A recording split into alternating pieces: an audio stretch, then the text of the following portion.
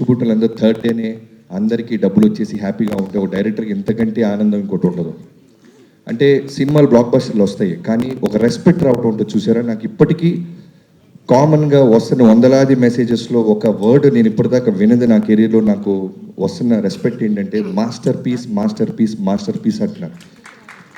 So ఈ ఏజ్లో నాకు మాస్టర్ పీస్ అనే సినిమా నిజంగానే నాకు టీం అందరూ కలిసి ఓ బాలకృష్ణ గారితో ఫిల్మోగ్రఫీలో one of the best masterpiece ఇచ్చినందుకు థ్యాంక్ యూ సో మచ్ నా టీం అందరికీ. First of all starting from నా రైటింగ్ టీం బావా చక్రి, ల్యాబ్లో కూడా మనం ఆర్ఆర్లో కూడా కూర్చొని నిద్ర లేకుండా, నాకు తెలిసి అతిశయోక్తి కాదండి, హానెస్ట్గా చెప్తున్నాను, square on my work 3 to 4 hours పడుకొని ఉంటాం. లాస్ట్ 30 days అయితే 20 days కంప్లీట్గా ఏదో ఒక విధంగా, అంటే చూసినప్పుడు ఎక్కడో టక్మని ఒక విజువల్ బాలకృష్ణ గారికి సంబంధించింది ఏదన్నా అనిపిస్తే వెంటనే ఏదైనా మార్చాలంటే విజయ్ కార్తిక్ కన్నన్ గారికి పంపించడం, ఇలా అన్ని స్టేజెస్ వైజ్ హానెస్ట్గా పనిచేస్తూనే ఉంటాం. అలానే మోహన్ కృష్ణ గారు, బాబాయ్ థ్యాంక్ యూ సో మచ్. నిజంగానే వినీత్ అండ్ డైలాగ్ రైటర్స్ నందు అండ్ బాను, మీరు షూట్లో ఉన్నారు. మీ డైలాగులు కూడా, అంటే నేను జనరల్గా బేసిక్గా నేను డైరెక్టర్ అవడానికి ముందు రైటర్గా 10 ఏళ్ళు పనిచేశానండి. ఆ అదృష్టమో ఆ నాలెడ్జో తెలియదు, నాకు రైటింగ్ అనేది చాలా ఇష్టం. ఎవరైనా ఏదైనా ప్రశ్న వేస్తే ఇమీడియట్గా రివోల్ట్ అవుతా. సో రైటింగ్ మీద ఎక్కువ సానబెట్టేవాళ్ళం, ఎక్కువ కూర్చుండేవాళ్ళం. ఈవెన్ డిఓపిని, వెంకట్ ఫైట్ మాస్టర్ని రైటింగ్ ప్యాడ్కి పిలుచుకొచ్చేవాళ్ళం, కూర్చుండేవాళ్ళం. షూటింగ్కి వెళ్ళక ముందే మా గొడవంతా ఒకటే, వంశీ గారికి నేను ప్రామిస్ చేశాను, బాలకృష్ణ గారి బెస్ట్ ఫిల్మ్ ఇవ్వాలి, బెస్ట్ యాక్షన్ సీక్వెన్స్ తీయాలి, బెస్ట్ బాలకృష్ణ గారిని నేను చూడాలి. కాస్ట్యూమ్స్ దగ్గర నుంచి ఆయన సెటిల్నెస్ గురించి గ్రౌండెడ్, ఎందుకంటే ఓ డైరెక్టర్గా ఆయన నమ్ముతున్నారు, అది ఎంత ఆనందో అదే విధంగా ప్రెషర్ ఉండేది బాబు నాకు. ఎందుకంటే ఒక్కరోజు సెట్లో నేను ఏ షెడ్యూల్ ప్లాన్ చేశానో కూడా మీరు అడిగేవాళ్ళు కాదు. రావడం, సీన్ మూడులోకి, ఇందాక మా వాడన్నట్టు సెటిల్డ్గా ఎమోషన్గా చోక్ అవుతూ చెప్తున్న డైలాగ్, నాకు తెలిసి 1 hour ముందు మేము డెసిషన్ తీసుకున్నాం. అప్పటిదాకా కూడా ఒక అగ్రెసివ్గానే చూసాం, బట్ ఎక్కడో ఇంత ఫ్రీడమ్ ఇస్తున్నారు కదా బాలకృష్ణ గారు, కొత్తగా ట్రై చేద్దాం, ఆయన సలహా అడుగుదామని వెళ్ళి, బాబు ఇలా అనిపిస్తుంది, మెట్ల మీద కూర్చొని ఫైట్ పీక్స్లో ఉంది టెంపో, చిన్న సెటిల్ చేసి ఆ ఊరికి జరిగిన అన్యాయాన్ని శ్రద్ధా శ్రీనాథ్ గారికి చెప్పి మళ్ళీ లేపి నేను తీరుస్తా నాకు కొడక్క నీ దాహం లేపి కొడితే తొట్టిలో పీక్స్ వస్తుంది అన్నప్పుడు ఆయన వెంటనే ఫస్ట్ టేక్, నాకు తెలిసి ఇప్పటికీ ఎన్ని సినిమాలో జరుగుతుందో తెలియదు కానీ ఒక మ్యాజిక్ నేను ఆ రోజు చూశాను. 400 మంది జైపూర్లో క్లాప్స్ కొడతానే ఉన్నారు బాబు, మీకు 400 మంది సింగిల్ టేక్, ఇంకో టేక్ అడిగే అవకాశం కూడా లేదు, అంత బెస్ట్ చేశారు మీరు. చోక్ అవుతూ, గ్లిజరిన్ లేదు, కన్నీళ్ళు పెట్టుకుంటున్నారు, చేతులు అడుగుతూ ఉన్నాయి. ఒక సివిల్ ఇంజనీర్ క్యారెక్టర్లోకి వెళ్ళి ఆయన చోక్ అవుతూ అంత బాగా సీన్ పర్ఫామ్ చేయటం వల్లే ఈ రోజున చాలామంది కామన్గా నాకు వస్తున్న రివ్యూస్ ఏంటంటే యాక్షన్ సీక్వెన్స్ అన్ని స్కై లెవెల్లో ఉన్నాయి, చాలా బాగా తీశాడు బాబీ అంటున్నారు. అలా నువ్వు ఎక్కడా కూడా ఒక ఐటమ్ సాంగ్ తీసుకురాలా, దో వీ హ్యావ్ సిచ్యువేషన్స్ మేము అనుకుంటే క్రియేట్ చేసేవాళ్ళం. ఎందుకంటే వంశీ గారు ఏ రోజు కూడా బడ్జెట్కి వెనకడ్డు, అర్జెంటుగా ఒక నోరా ఫతేహి కావాలంటే తెప్పించేస్తాడు, కత్తిన కేఫన్ అంటే డబ్బులు కొట్టి తెప్పించేసేవాడు. బట్ వద్దు, హానెస్ట్గా కథ చెప్తాం, ఒక సివిల్ ఇంజనీర్ కథ చెప్తాం, అమ్మాయిల మధ్య ఉమెన్ ఓరియంటెడ్ వాళ్ళకు కూడా స్పేస్ ఇద్దాం.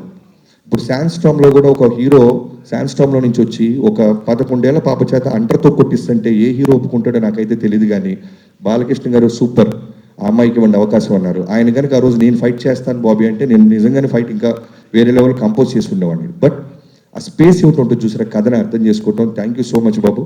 ఇవాళ రోజున మాస్టర్ పీస్ అంటున్నారంటే మీ నమ్మకం, మా టీం పట్ల మీకున్న నమ్మకం. అలానే డిఓపి కూడా ఫస్ట్లో బాలకృష్ణ గారి సినిమా అనగానే ఫ్రీడమ్ ఉంటుందా లేదని ఎక్కడో చిన్న నర్వస్ ఫీల్ అయ్యాడు బాబు.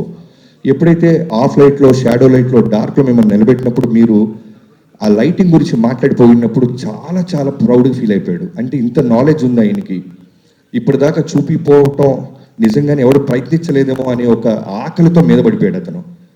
చాలా షార్ట్స్లో మీరు చూస్తే బాలకృష్ణ గారి మీద ఆఫ్ లైట్ ఉంటుంది, లేదా షాడోలోనో సెలోటీలోనో ఉంటారు, జస్ట్ ఆయన ఆరా కనపడుతూ ఉంటుంది. సో ఇవన్నీ కూడా ఏంటంటే మీరు ఇచ్చిన స్పేస్, మీరు నమ్మారు, వీళ్ళు ఏదో కొత్తగా చూస్తున్నారు, లెట్స్ డూ దిస్ అని. థ్యాంక్ యూ సో మచ్ బాబు. ఇవాళ రోజున నా ఫిల్మోగ్రఫీలో 6వ సినిమా డాకు మహారాజ్ అని కొట్టబోతున్నాను. అనంతపూర్లో మీరే దాని గురించి అనౌన్స్ చేయబోతున్నారు. సో చాలా గర్వంగా ఉంది. Thank you so much. అన్నానే నా టీం అందరికీ, వెంకట్ ఫైట్ మాస్టర్, మొన్న నువ్వు స్టేజ్ మీద అన్నారు మీరు, ఎన్నో సినిమాలు చేశాను బట్ ఈ సినిమా అనేది నా లైఫ్లో ఫస్ట్ 2.0 వర్షన్ అని. ఈ సినిమా అందరికీ 2.0 వర్షనే, ఈవెన్ నాకు అవ్వచ్చు, నా టీం కావచ్చు, కెమెరామెన్ విజయ్ కార్తిక్ అయి ఉండొచ్చు, వెంకట్ మాస్టర్ కావచ్చు, అందరికీ కూడా. ఎందుకంటే మేము ఛాలెంజెస్ అన్నీ ఎక్స్ప్లోర్ అయ్యాం, ఓ 10 అడుగులు ముందుకేసాం. వీటన్నిటికీ నాకు ముందుగా నీకు థ్యాంక్స్ చెప్పాల్సింది నాగవంశీ గారితో పాటు ఈ ఫంక్షన్స్ వెనకాల నిలబడి మమ్మల్ని బ్లెస్ చేసిన చిన్నబాబు గారికి. నాకు ఇప్పటికీ గుర్తు, కథ చెప్పినప్పుడు ఊటీ వెళ్ళబోతున్నప్పుడు ఆయన చాలా సైలెంట్గా కథ విన్నారు. చాలా బాగుంది బాబీ, చాలా బాగుందమ్మా, ఎక్కడైనా అవకాశం ఉంటే నీ మార్క్ కనపడేలాగా ట్రై చేయన్నారు. నాకు అర్థం అవ్వాల, సినిమా బ్లాక్ బస్టర్ అవుతుంది అంటున్నారు, నా మార్క్. అక్కడి నుంచి మళ్ళీ రివైజ్ చేయడం స్టార్ట్ చేసాం and we achieved it sir. Thank you so much. Thank you బాబాయ్ అన్నట్టు వంశీ, థ్యాంక్ యూ చిన్నబాబు గారు, లవ్ యూ. అండ్ అందరు యాక్టర్స్కి, శ్రద్ధా శ్రీనాథ్, నిజంగానే ఈ సినిమా బాలకృష్ణ గారు ఎప్పుడు ఒకటి నమ్ముతారు, ఒక పవర్ ఉంటుంది, ఒక డివైన్ మన నేచర్ మనం నడిపిస్తూ ఉంటుంది. మీకు ఎవరు చాలామంది తెలిసి ఉండొచ్చు, 3:30కి లేచి ఆయన కుటుంబం గురించి, క్యాన్సర్ హాస్పిటల్ బసతార్ గురించి, అభిమానుల గురించి, ఇండస్ట్రీ గురించి, నియోజకవర్గం గురించి రోజు దేవుడి దగ్గర ఆయన ప్రార్థిస్తూనే ఉంటారు. ఆ వైబ్రేషన్ మాకు ఎలా హెల్ప్ అయిందంటే, శ్రద్ధా శ్రీనాథ్కి ఫోన్ చేసినప్పుడు తను షిరిడిలో ఉంది, ఫోన్లోనే చెప్పేసాయి, ఎందుకంటే ఫోటోషూట్ ఇమీడియట్గా 48 అవర్స్లో హైదరాబాద్ రావాలి. సో ఫోన్లో చెప్పేస్తా ఉన్నాను, sir sir sir sir okay sir, I'm doing this sir అంది. So thank you so much Shraddha. దాని మీద వేరే ఏ సెకండ్ థాట్ లేకుండా నమ్మి ఈ సినిమాలోకి వచ్చి ఇంత పెద్ద సోల్, అంటే ఇందాక తమన్ అన్నట్టు సెకండ్ హాఫ్లో 7th 8th రీల్స్ మొత్తం ఒక సోల్ కావాలి మాకు, ఒక అమ్మాయి కావాలి, ఆ అమ్మాయి కథ చెప్పాలి. బాలకృష్ణ గారు లాంటి ఒక లార్జర్ దాన్ లైఫ్ ఉన్న సినిమాలో ఈక్వల్గా ఇంపార్టెన్స్ ఉంటూ కథని ముందుకు తీసుకెళ్ళాలి. సో అది నందినిగా మీరు నా పాత్రని ప్రాణం పోసినందుకు. అఖండలో అంత లెంత్ లేకపోయినా నువ్వు ఈ క్యారెక్టర్ ఒక సోల్ని నువ్వు అర్థం చేసుకున్నావు, ఇమీడియట్గా పాత్రని పోషించావు. అండ్ కెమెరామెన్కి అమ్మాయికి అయితే ఎన్నోసార్లు పాపం ఇనీషియల్ డేస్లో మేకప్ తీసేస్తూ ఉండేవాళ్ళం, లిప్స్టిక్ తీసేస్తూ ఉండేవాళ్ళం. ఫస్ట్లో కంగారు పడేది, అంటే 7 నెలల కడుపు, నాకేంట్రా ఈ గొడవ, అనవసరంగా ఓకే చేసామా, బిఫోర్ షూట్ చిన్న కన్ఫ్యూజ్ అయింది అమ్మాయి. బట్ ఆ రోజు చెప్పాను, ప్రజ్ఞ ఐ థింక్ మీరు ఇంకా గుర్తుపెట్టుకుని ఉంటారు, Pragya this is going to be your best, నన్ను నమ్మండి. సినిమా చూసిన డాకు మహారాజులో హీరోకి ఎంత పేరు వస్తుందో ప్రతి పాత్రకి పేరు వచ్చేలాగా అన్ని పాత్రలు ఉన్నాయి ఈ సినిమాలో అని. And the day one you call me, thank you so much, I still remember. And Vaishu, వేద అగర్వాల్, అంటే మ్యాజిక్స్ ఎన్ని రూపాల్లో వస్తుందంటే స్త్రీ రూపంలో, ఈ సినిమాకి ఎన్ని స్త్రీ రూపాలు ఉన్నాయంటే మాకు చిన్న పాప దగ్గర నుంచి మొదలుపెట్టి. థ్యాంక్ యూ వేద and thanks to your mom. ఎన్నోసార్లు నిన్ను ఎంతో ఆడుతూ పడుతూ చేసేది, నేను